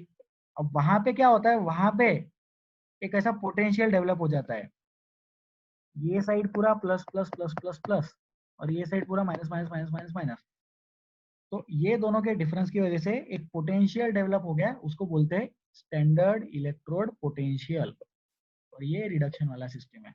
ठीक है, can you store copper sulphate solution in a zinc pot, ये ट्राई करो यार आप लोग प्लीज। देखो मैं सिंसियरली रिक्वेस्ट करता हूँ, ऐसे क्वेश्चंस ट्राई करो, मेंस में डायरेक्ट ऐसे ही क्वेश्चंस आते हैं, लोगों से सॉल्व नहीं होते वो क्वेश्चन, सिंपल क्वेश्चन है, कॉपर सल्फेट सॉल्यूशन है, मतलब क्या है, वो Cu2+ है और जिंक है, तो बस सोचना क्या है, सोचना ये है कि कॉपर सल्फेट और जिंक रिएक्ट करेंगे क्या, ये सोचना है। कॉपर बोलता है इलेक्ट्रॉन दे दो, Cu2+ बोलता है इलेक्ट्रॉन दे दो, जिंक बोलता है इलेक्ट्रॉन ले लो, लेकिन क्या ये दोनों चीजें आपस में इलेक्ट्रॉन एक्सचेंज कर पाएंगी, ये सोचना है हमें। आंसर तेजस, आंसर। सर वो जिंक कॉपर सल्फेट में से कॉपर डिस्प्लेस कर देगा अगर रिएक्शन होंगी उनकी। हाँ, तो जिंक जो है वो कॉपर सल्फेट से कॉपर डिस्प्लेस कर देगा, मतलब कॉपर 2+ कॉपर में कन्वर्ट हो जाएगा, बराबर। हाँ, स्टोर कर सकते क्या, नहीं स्टोर नहीं कर सकते स्टोर सर, वो नहीं कर रिएक्शन हो सकते, जाएंगे। वेरी गुड, रिएक्शन हो जाएगी। स्टोर कोई भी चीज तभी कर सकते हैं जब रिएक्शन ना हो, तो इसका आंसर आएगा कैन नॉट बी स्टोर्ड, और उसका रीजन इलेक्ट्रोकेमिस्ट्री जो टॉपिक चल रहा है। क्यों स्टोर नहीं कर सकते, क्योंकि वहां पे रिएक्शन हो जाएगी, और ये यही तो डैनियल सेल है, Zn का रिएक्शन Cu2+ के साथ, वही तो डैनियल सेल है, वही तो रेडॉक्स रिएक्शन है। ठीक है, 3.3 consult the table of standard electrode potential and suggest 3 substances that can oxidize ferrous ions under suitable condition। ये डिलीट कर दे, ये वाला इसको डिलीट कर देते हैं। चलो आंसर देंगे क्या, जनता आंसर देना चाहती है, 1-2 लोग ही आंसर देना चाहते हैं, कोई बात नहीं। तेजस कुलकर्णी आंसर,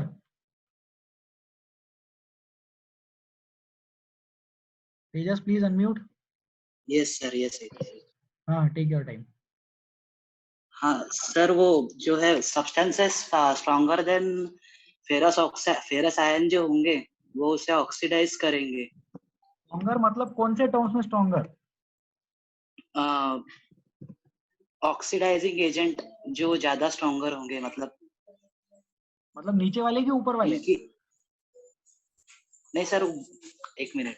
हाँ, टेक योर टाइम, आराम से, शांति से। स्ट्रॉन्गर सर, फेरस आयन से जिनकी ऑक्सीडाइजिंग, मतलब एक मिनट। सोचो, शांति से सोचो, आप चाहो तो म्यूट करके सोच लो।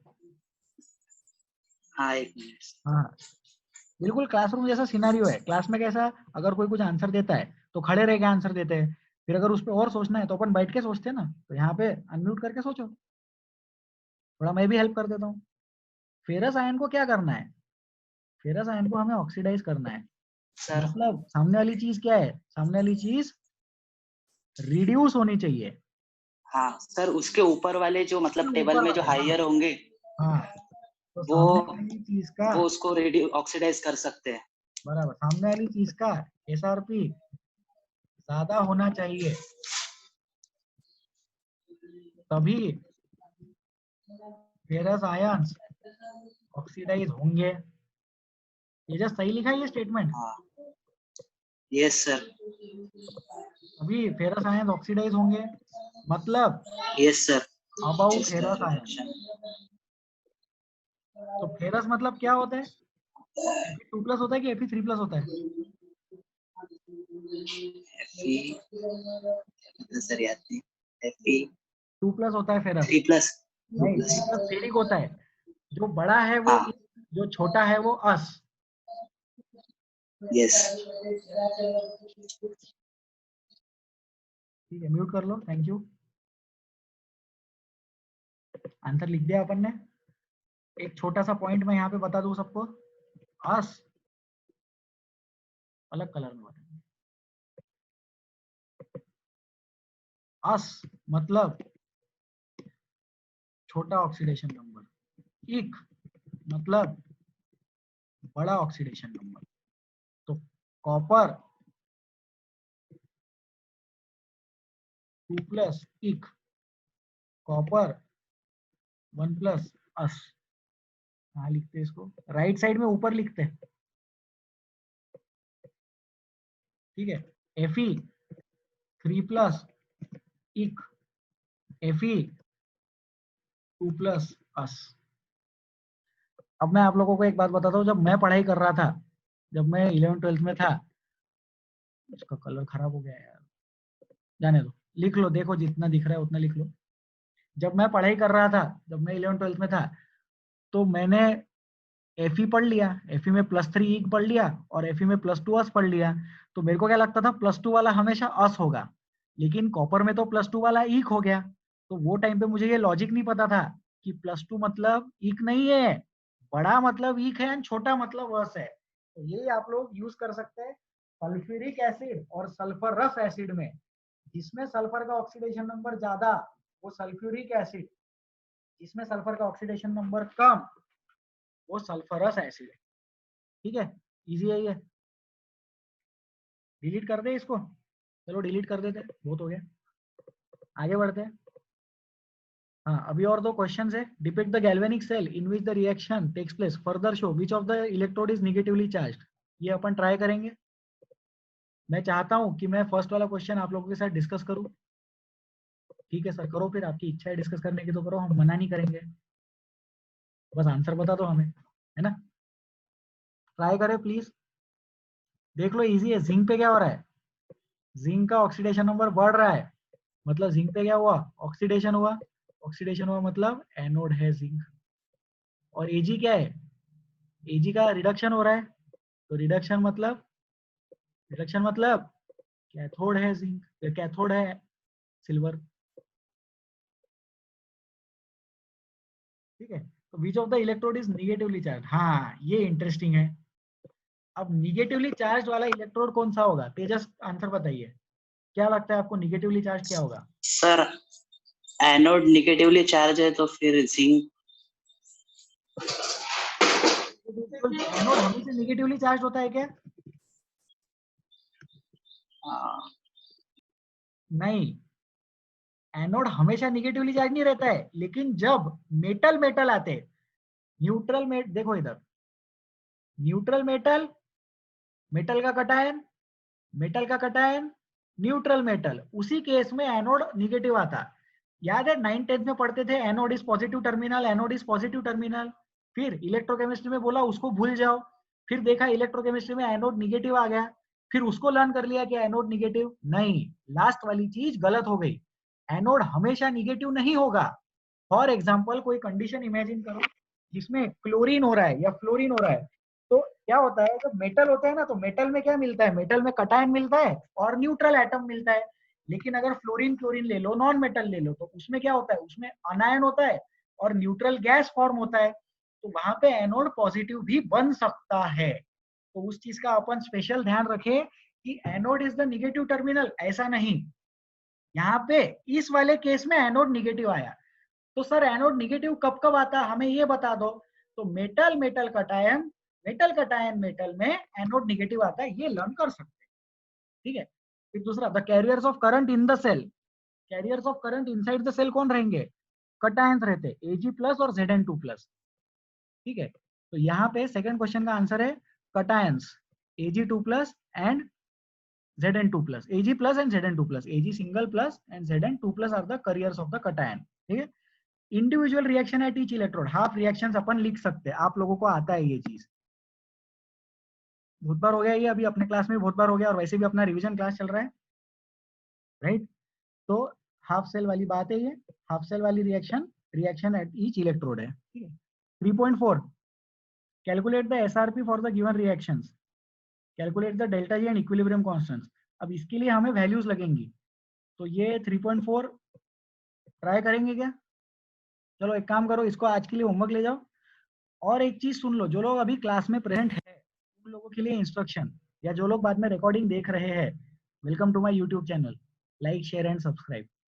तो जो लोग रिकॉर्डिंग भी सुन रहे होंगे या जो लोग क्लास में हैं, वो लोग आगे की स्लाइड्स के क्वेश्चंस ट्राई कर लो, और ये जो थ्योरी गिवन है ना, इसको रीड कर लेना। आगे मैंने बहुत सारी स्लाइड्स बनाई है, ये थ्योरी रीड कर लेना, जिससे क्या होगा, हम नेक्स्ट टर्न पे ये थ्योरी जल्दी जल्दी रिवाइज करके नस्ट इक्वेशन के क्वेश्चन सॉल्व कर पाएंगे। जैसे आज वाली क्लास में भी अपन ने बहुत सारे क्वेश्चन सॉल्व किए, सिर्फ एनसीईआरटी के क्वेश्चन नहीं सॉल्व किए, 2-4 क्वेश्चन मैंने बना भी लिए थे टाइम पे, और वो वाले अपन ने सॉल्व किए। तो आप लोगों को करना क्या है, ये वाला क्वेश्चन सॉल्व करना है, और आगे के 2-3 स्लाइड्स के क्वेश्चन सॉल्व करने हैं, एंड थ्योरी रीड करके रखना है नस्ट इक्वेशन का, जिससे नेक्स्ट टर्म पे हम नस्ट इक्वेशन जल्दी से रिवाइज कर ले और उसके ज्यादा से ज्यादा क्वेश्चंस क्लास में प्रैक्टिस कर पाए। आज हमने 7-8 क्वेश्चंस ई नॉट वाले प्रैक्टिस किए, तो आई होप उससे लोगों को बेनिफिट हुआ होगा। So this slides will be shared on the group. तो वो पढ़ाया नहीं है नस्ट इक्वेशन, नेक्स्ट टर्म पे पढ़ा देंगे, बट आप लोग उसको रीड करके प्रिपेयर कर सकते हैं थोड़ा बहुत, ताकि जब हम क्लास में कवर करें तो जल्दी जल्दी हो जाए। तो if you have any difficulties you can WhatsApp me, call मत करो, मैसेज करो, फोटो निकाल के डाउट भेजो, and I will take care of your difficulty. I will try my level best to help you with your difficulties. With this आज का class खत्म कर दे। कोई डाउट है तो हाथ उठाओ प्लीज। किसी को कोई डिफिकल्टी है क्या? किसी को कुछ पूछना है? नहीं पूछना है? Very good. Thank you so much for attending the class. Please take care of yourselves.